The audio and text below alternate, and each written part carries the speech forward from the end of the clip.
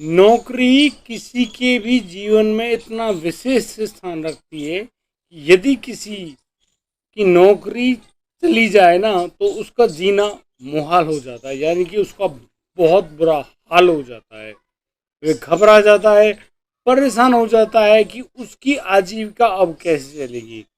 दोस्तों, एक महिला जिसकी नौकरी चली जाती है वह परेशान है, दुखी है और बार बार अपने सभी मिलने वाले मित्र दोस्तों से फोन करती रहती है कि उसकी कोई नौकरी लगवा दे। अचानक उनकी एक दोस्त जिनका नाम संतोष है, वो अपनी दोस्त को बताती हैं कि उनके पति एक जॉब लगवाने वाली कंपनी में काम करते हैं और तुम्हारे लिए एक अच्छी सी नौकरी ढूंढ कर ला कर दे देंगे। तुम मेरे घर आ जाओ और मेरे पति संजय से मिल लो, वो तुम्हारी नौकरी दिलवाने में अवश्य मदद करेंगे।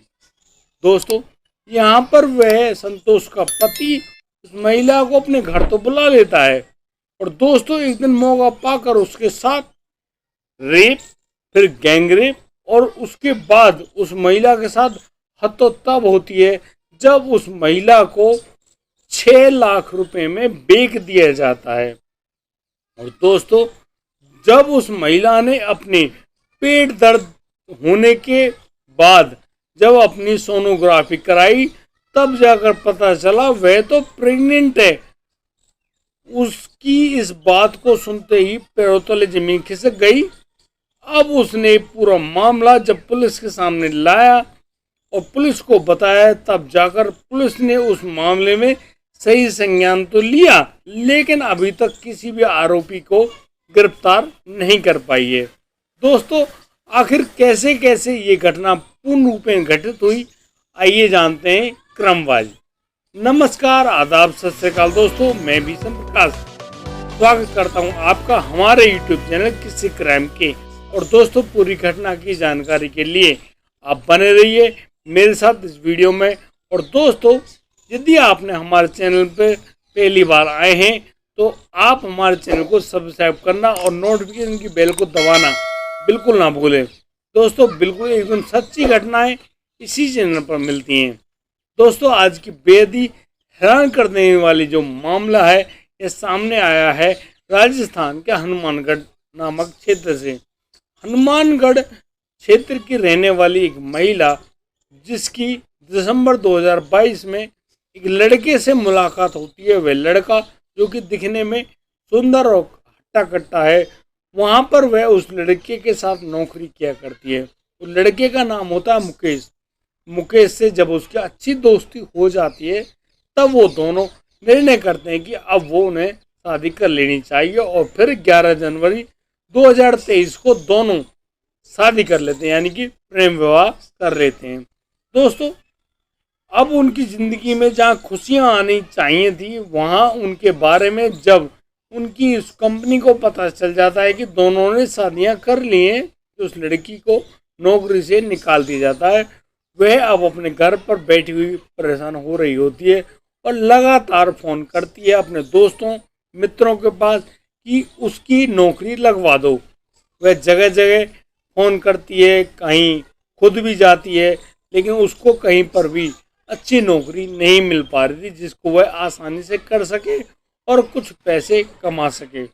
दोस्तों, इसी बीच एक दिन उसके पास उसकी एक दोस्त जिनका नाम संतोष है, संतोष का फ़ोन आता है और संतोष उनको बताती है फ़ोन पर कि उनके जो पति संजय हैं वो एक जॉब दिलाने वाली कंपनी में कार्य करते हैं और आपके लिए अच्छी खबर ये है कि आपको एक अच्छी नौकरी मिल जाएगी, वो अच्छी नौकरी आपको दिलवा देंगे। दोस्तों, इस बात को सुनकर वह महिला राजी हो जाती है, उसकी बाँसें खिल जाती हैं। वह कहती है कि संतोष, बता मुझे कब आना है। दोस्तों, संतोष द्वारा दिए गए समय पर अब वह महिला अपने दोस्त के घर पर पहुंच जाती है। यहाँ पर उनके जो पति हैं संजय, वो नहीं मिलते हैं, लेकिन संजय की पत्नी संतोष उस महिला के कागजों को रख लेती है और कह देती है कि जैसे उनके पति आएंगे वो सभी कागजों को उनको दे देंगे और तुम्हारे लिए एक उचित नौकरी ढूंढकर तुम्हें जरूर दिलवा देंगे। दोस्तों, अब धीरे धीरे समय गुजरता है और करीब 6 दिन बाद संतोष के पति संजय का फोन आता है कि तुम एक अमुक जगह पर आ जाओ, और उस जगह पर आने के बाद हम लोग एक निर्धारित जगह पर चलते हैं और वहाँ पर जाकर आपकी नौकरी का जो इंटरव्यू है वो मैं करवा देता हूँ और तुम्हें नौकरी मिल जाएगी। दोस्तों, ऐसा कहकर संजय अब उस महिला को अपने पास बुला लेता है और दोस्तों यहाँ से एक कंपनी में वह उनका एक इंटरव्यू कराता है और बाई चांस वह इंटरव्यू फेल हो जाता है। अब यहाँ पर संजय कहता है कि तुम्हें हिम्मत नहीं आनी है, मैं दूसरी कंपनी में लेकर चलता हूँ। और दोस्तों इसी प्रकार से दोनों जगह जगह पर इंटरव्यू देते हुए घूम रहे हैं। दोस्तों यहाँ पर वह महिला अपने पति मुकेश को भी बता देती कि वह नौकरी पाने के चक्कर में अपनी दोस्त संतोष के पति संजय के साथ है।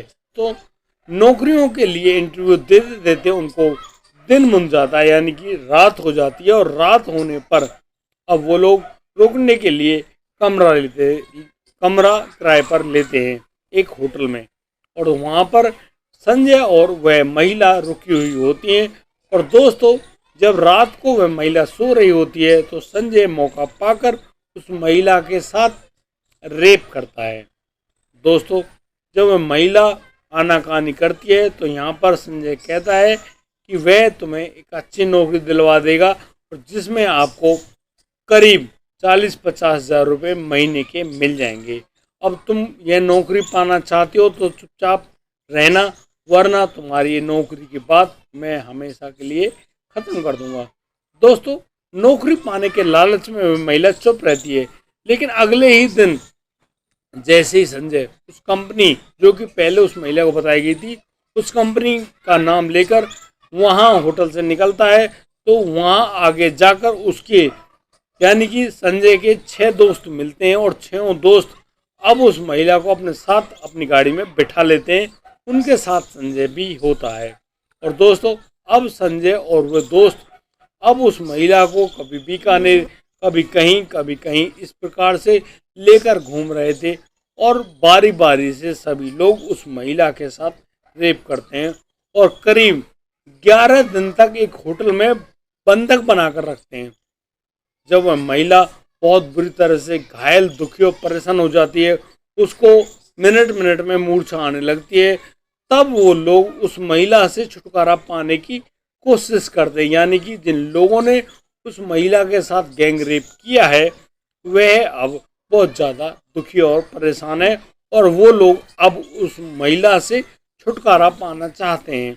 और दोस्तों इसी बीच अब जो संजय नामक वह युवक है वह एक व्यक्ति को बुलाकर लाता है और अब उस महिला को उस व्यक्ति के साथ उसकी गाड़ी में बिठा दिया जाता है। उस समय वह महिला बेहोश होती है और दोस्तों वह व्यक्ति उस महिला को अपने साथ लेकर एक ऐसी जगह पहुंच जाता है जो कि बिल्कुल एक गांव होता है। दोस्तों उस महिला को पता चलता है कि उस व्यक्ति का नाम भंवर लाल है और भंवर लाल उस महिला को 6 लाख रुपए में खरीद कर लाया है। दोस्तों संजय जो कि संतोष का पति है, उस संतोष के पति ने उस संजय ने उस महिला को 6 लाख रुपए में भंवर लाल को बेच दिया था और अब वह महिला बिकी हुई है उस भंवर लाल के घर पर। दोस्तों वह भंवर लाल उस महिला को अपने घर में बंधक बनाकर रखता है और साथ ही साथ उसके साथ रोजाना घिनौना कार्य करता है, यानी कि उसके साथ रेप करता है और उससे कहता है कि मैं तुम्हें पैसे देकर खरीद कर लाया हूँ, इसलिए अब चुपचाप यहाँ पर रहना एक पत्नी की तरह, वरना मैं तुम्हें जान से मार दूंगा। तो महिला करती तो क्या करती। ऐसा होते होते करीब 3 महीने गुजर जाते हैं और दोस्तों एक दिन जब उस महिला के पेट में बहुत ज़्यादा दर्द उठता है, पीड़ा होती है, तो वह बहुत ज़्यादा रोती है, बिलखती है और कहती है कि भंवर लाल मुझे जल्दी से जल्दी डॉक्टर के पास ले चलो, अन्यथा मेरी जान निकल जाएगी। दोस्तों कहीं वह महिला मर ना जाए इसी बात के लालच में आकर अब भंवर लाल उस महिला को लेकर एक निजी अस्पताल में पहुंचता है और वहां पर अल्ट्रासाउंड कराने की कोशिश होती है। उसको कुछ दवाएं भी दी जाती हैं और जब उस महिला का सोनोग्राफी की जाती है, यानी कि अल्ट्रासाउंड किया जाता है, उसी समय उस महिला को पता चलता है कि वह तो 3 महीने की गर्भवती है। यानी कि अब उस महिला के पैरों तले जमीन खिसक चुकी होती है, वह अब कहीं की नहीं रही। उसको बहुत ज़्यादा डर लगने लगता है और अब वह जाए तो जाए कहाँ। अब वह महिला डॉक्टर से चुपके से बातें करती है और डॉक्टर को बताती है कि वह यहाँ पर ज़बरदस्ती रखी गई है, यह उसके असली ससुराल नहीं है और ना ही यह व्यक्ति उसका असली पति है। उसके पति का फ़ोन नंबर ये है और आप लोग इस नंबर पे फ़ोन करके उस मुकेश नामक जो मेरा पति है उसको यहाँ पर बुला लीजिए और मुझे चुपचाप इस हॉस्पिटल से पुलिस थाने के लिए रवाना कर दीजिए, आपकी बहुत मेहरबानी होगी। दोस्तों, वे डॉक्टर काफ़ी दयालु होते हैं और वो अब उस महिला की मदद करने के लिए राजी हो जाते हैं। वो अब कुछ दवाएं लिख कर देते हैं उस भंवरलाल नामक उस व्यक्ति को और अब भंवरलाल को उन दवाई लाने के लिए कहा जाता है कि तुम पड़ोस में जो मेडिकल स्टोर है वहाँ पर जाकर ये दवाएं लेकर आओ, अन्यथा इस महिला के जो दर्द है वह बहुत ज़्यादा बढ़ जाएगा। दोस्तों, भंवरलाल उस पर्ची को लेकर उस मेडिकल स्टोर पर चला जाता है और वहाँ से दवाएं लाने की कोशिश में जुट जाता है। दोस्तों, मैं आपको बता दूं कि भंवरलाल उस डॉक्टर से ये बातें करता है कि मुझे ये बच्चा नहीं चाहिए, मैं गर्भपात कराना चाहता हूँ। गर्भपात के नाम पर वह डॉक्टर जिन दवाइयों को लिख कर देता है उन दवाइयों को लेकर भंवरलाल उस पर्ची को लेकर वहाँ से चला जाता है। और दोस्तों, इतने में ही उस डॉक्टर के कहने पर अब उस महिला को एक मोटरसाइकिल बिठाकर एक कंपाउंडर द्वारा अब पुलिस थाने सीधा पहुंचा दिया जाता है। जैसे वे महिला पुलिस थाने पहुंचती है, पुलिस थाने में जाकर वह अब थानेदार साहब को बताती है कि उनके साथ बहुत बुरा कृत्य किया जा रहा है और वह लगातार परेशान है, वह करे तो करे क्या। वह जब आप बीती पूरी घटना को क्रम वाइज डेट वाइज बताती है तो यहाँ पर थानेदार साहब बिल्कुल चौकन्ने हो जाते हैं और महिला द्वारा बताए गए व्यक्तियों के खिलाफ एफआईआर दर्ज करके अब मामले की सुनवाई में जुट जाते हैं।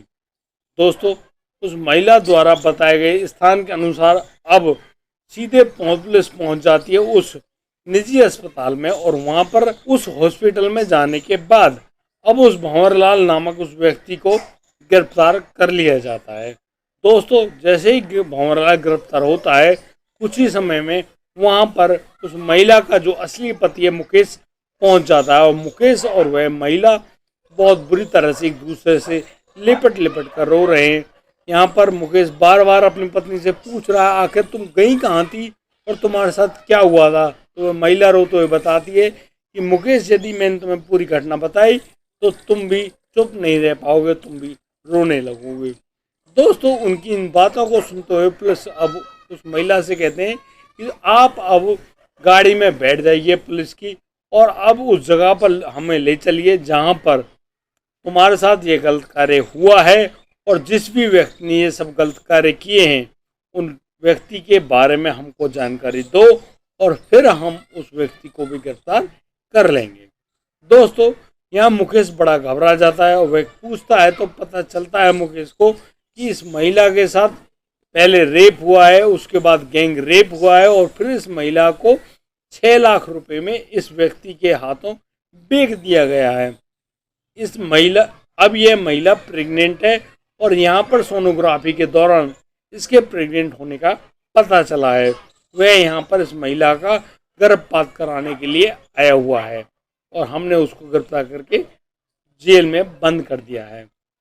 और अब जो यहाँ पर मेन जो मुख्य आरोपी है उस आरोपी की गिरफ्तारी करने के लिए हम लोग आगे जा रहे हैं और जो इनकी दोस्त संतोष हैं, संतोष के जो पति हैं संजय, उन संजय को अब गिरफ्तार जल्दी से जल्दी कर लिया जाएगा और क्योंकि इस पूरी घटना का सूत्रधार तो वह संजय ही है।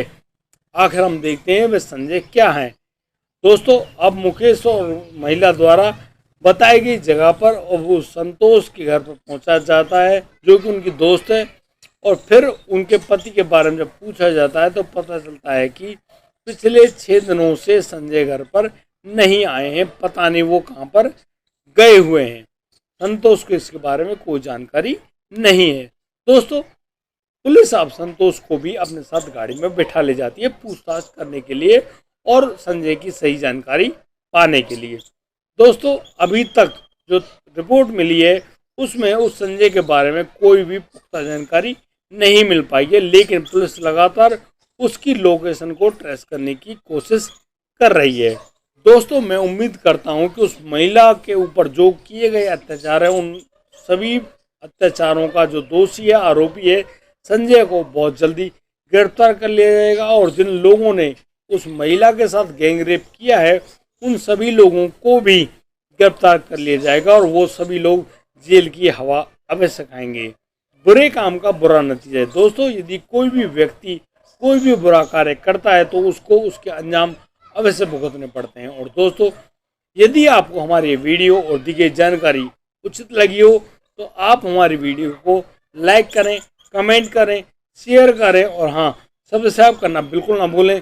और दोस्तों, अब दीजिए मुझे इजाज़त। मिलता हूँ कल, लाता हूँ एक नया सनसनीखेज मामला।